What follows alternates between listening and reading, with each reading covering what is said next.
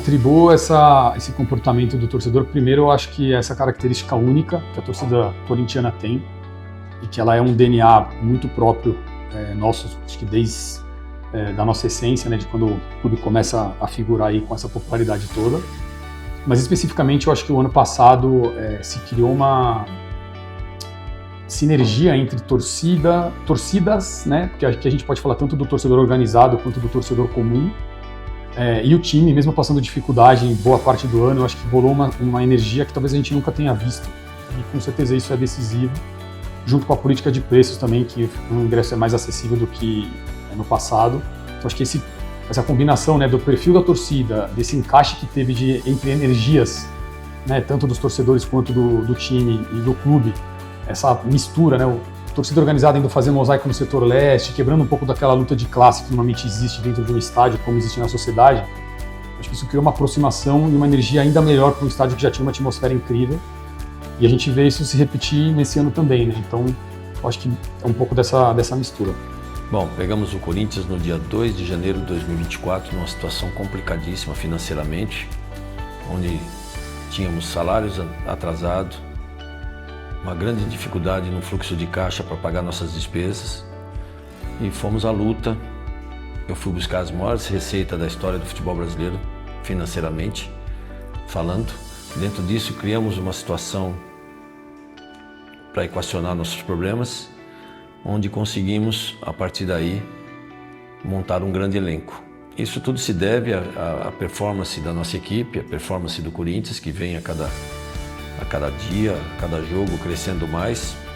Isso fez com que o fiel torcedor acreditasse no nosso projeto, apoiasse o nosso projeto. E hoje o corintiano está voltando a sorrir. Hoje o Corinthians está voltando a ser protagonista. A carga de ingressos que vai para o fiel torcedor, é importante todos terem a informação correta, né? Então, via de regra, a gente disponibiliza aí como um início de venda uma média de 70% da carga é destinada para o fiel torcedor. O que muda isso? Muda o adversário, muda a expectativa de público por parte dos concessionários que tem lá suas áreas de restaurante, área de convivência. Então tudo isso faz com que esse percentual possa ter alguma variação. É importante lembrar também que toda competição ela tem um regulamento onde determina, por exemplo, uma cota de ingresso para os patrocinadores ou para o patrocinador principal, e isso também tem algumas mudanças. Quando chega numa fase decisiva, como é o nosso caso agora, vamos decidir um campeonato com um apelo gigante pelo jogo, isso também tem regulamento onde permite que os patrocinadores possam adquirir ingressos adicionais além do que eles têm de direito, por exemplo, no início do campeonato. Então, isso muda muito, mas via de regra, ela gira em torno de 70% a 65% daquilo que é vendido, a gente consegue atender o fiel torcedor. Hoje esse é o modelo. O desafio basicamente é que não tem ingresso para tantas pessoas que gostariam de ter, né? Porque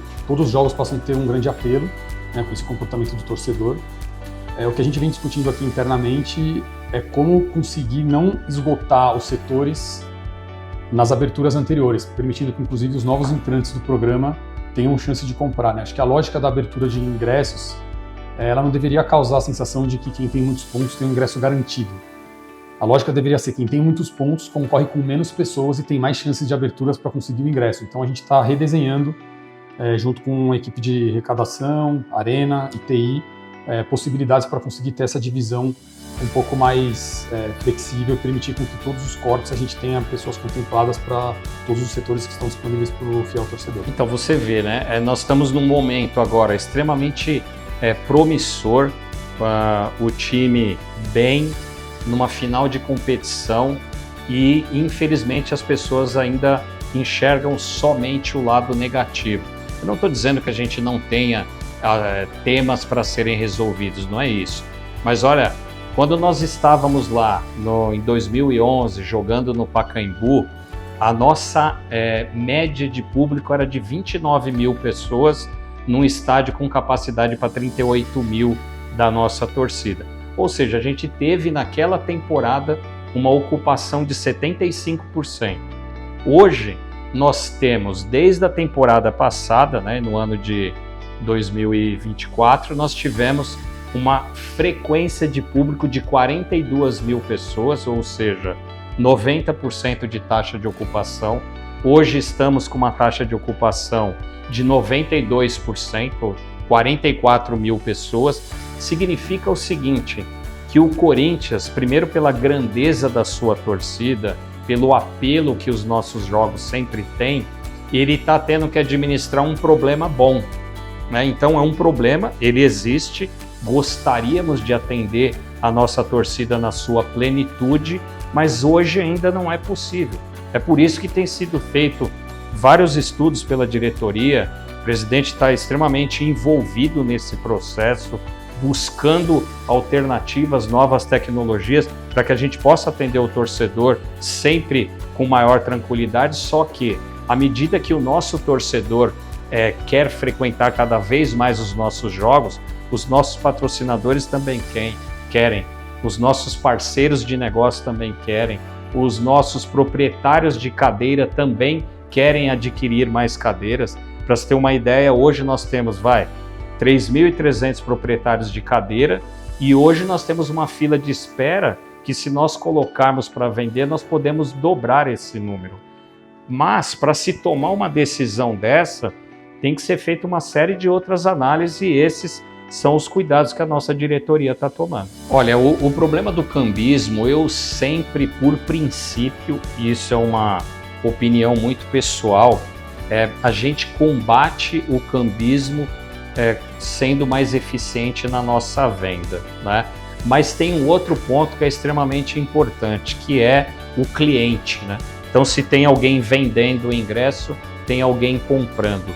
Nós temos também um processo onde o programa do fiel torcedor, que é um dos elementos que está em avaliação, aliás, eu fui convocado pelo presidente para me envolver de uma maneira mais diária, vamos dizer assim, no projeto do fiel torcedor, algo que de fato me deixa bastante orgulhoso pela experiência que eu já tive nesse projeto.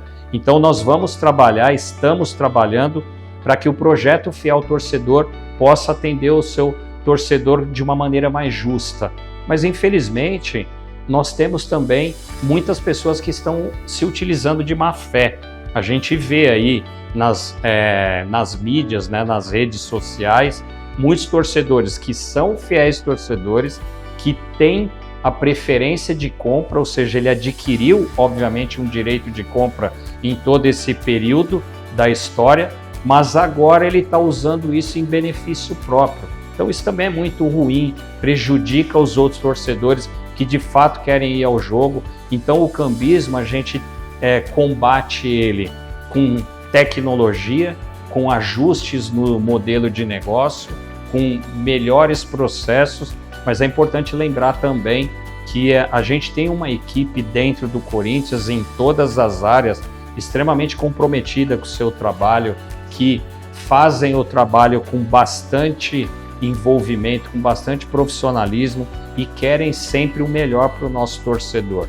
Então, o problema do câmbio, ele pode sim ser resolvido, não sei se 100%, porque a gente sempre está um passo atrás, porque quando a gente identifica uma nova tecnologia, um novo processo de venda, quem age nessa área, ele acaba criando artifícios para burlar o sistema, mas que a gente pode melhorar, com certeza podemos, e acreditem que o trabalho está sendo feito nesse sentido. E como eu disse, eu estou muito orgulhoso de ter sido convocado pelo presidente para me envolver nesse projeto de uma maneira mais direta e poder contribuir com o Corinthians e principalmente com o nosso torcedor corintiano. Basicamente aqui a comunicação em relação ao cambismo, acho que existem duas frentes importantes, né? A primeira é que se tem alguém vendendo é porque tem alguém que compra, né? Então o primeiro movimento é fomentar que as pessoas não comprem o ingresso do câmbio, né? Então acho que a comunicação para a gente tem que ser no ponto de preservação para que o torcedor não compre os ingressos oriundos do câmbio. A outra coisa é o que a gente faz contra o cambismo, que aí não é uma comunicação, porque a gente não vai se comunicar diretamente com quem comete, com quem está vendendo de uma maneira ilegal. A gente tem mecanismos internos, então desde o ano passado a gente recebeu algumas denúncias muito a partir do jogo do Flamengo e do Racing. Então a equipe de TI montou também um plano de ação, já conseguiram derrubar muitos logins, a gente identificou logins suspeitos, identificou robôs, então algumas, infelizmente, algumas pessoas montaram um esquema de robô para conseguir entrar e ser um pouco mais rápido e comprar esses ingressos, então a equipe de TI vem trabalhando arduamente, já conseguiu derrubar várias vezes perfis que tinham esse comportamento. Então é um trabalho silencioso, não tem como o clube avisar, olha, hoje a gente está fazendo isso, é exatamente porque você vai preparar o outro lado para também poder se defender. Então existe um trabalho muito grande que está basicamente focado na equipe de tecnologia de informação, exatamente para conseguir identificar esses perfis suspeitos, ter a prova de que estão fazendo alguma coisa de maneira errada, que não respeite as regras do programa, para poder de fato excluir ou criar algum tipo de dificuldade para que ele não consiga mais comprar o ingresso para poder revender no mercado paralelo. Sim, o reconhecimento facial e todo o trabalho que nós já estamos realizando de testes, em breve começaremos a aplicar alguns controles na arena para o público segmentado em alguns setores, algumas áreas. Com certeza ele vai nos trazer benefício nessa questão aí de um melhor controle, oferecer melhores produtos para o nosso torcedor, identificar o torcedor que de fato é o proprietário do ingresso, que está indo no jogo e que benefício que ele pode adquirir com esse novo modelo de negócio, mas sem sombra de dúvidas é um trabalho que vai ser extremamente positivo e em benefício do nosso torcedor. O Corinthians vem trabalhando rigorosamente para que isso aconteça o mais rápido possível. Desde o dia que nós assumimos essa gestão, a gente vem trabalhando muito para que a gente possa mudar essa situação. Hoje a tecnologia, o reconhecimento facial é uma grande ferramenta que vai nos dar a condição de, se não for 100%, mas muito próximo a isso, acabar realmente, porque o torcedor ele precisa ter a sua condição melhor, que é o que a gente faz. A gente trabalha muito para ter uma condição de ingressos mais barato, uma condição que esse torcedor possa assistir os jogos, e o cambismo de uma certa forma atrapalha muito isso e prejudica as receitas do clube. E com o reconhecimento facial não temos dúvida que isso vai acabar praticamente tudo, e em pouco tempo, até junho, se Deus quiser, o Corinthians estará totalmente implantado o reconhecimento facial. O reconhecimento facial vai trazer segurança para todo mundo, para o torcedor, para o clube, enfim, para todas as entidades e participantes de um evento do porte do jogo de futebol, ela vai ser importante. Então, a gente conseguindo reduzir ou basicamente zerar esses problemas de câmbio com a facial, que vai ser obrigatório a partir depois da parada que a gente vai ter no meio do ano, vai ser obrigatório. Então, a gente espera muito em breve ter novidades. Inclusive, hoje mesmo a gente teve uma reunião sobre o assunto, que progrediu bastante. Então, a ideia é que o quanto antes a gente consiga começar a já fazer essa captação, reeducar o torcedor sobre a importância do facial, que é uma questão de lei. A gente é obrigado a fazer isso e vai ser bom para todo mundo. A gente vai conseguir mitigar todos esses problemas que vêm gerando as críticas ao programa, e vai ser mais saudável para todo mundo. O programa vai ficar melhor, o próprio programa Fiel Torcedor vai receber menos críticas, porque não vai ter essa evasão de ingressos de pessoas que compram para revender, ou um possível robô, ou alguma coisa do gênero, porque o facial vai acabar travando isso. Então a gente está bem otimista.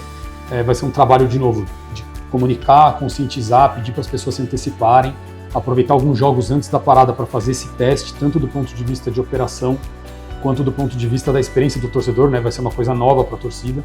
Então acho que é uma agenda aí super importante e ela é a prioridade total do programa Fiel Torcedor agora nesse primeiro semestre. Mais uma vez, tudo isso com reconhecimento facial. A partir do momento que nós tivermos o reconhecimento facial, todas essas pessoas que terem direito a ingresso, que comprarão o ingresso também, ela estará cadastrada, estará seu CPF, o seu nome ali, e aí ficaria fácil uma identificação com qualquer prática ilegal nesse sentido. O reconhecimento facial vai ser o grande resultado, para que isso realmente acabe.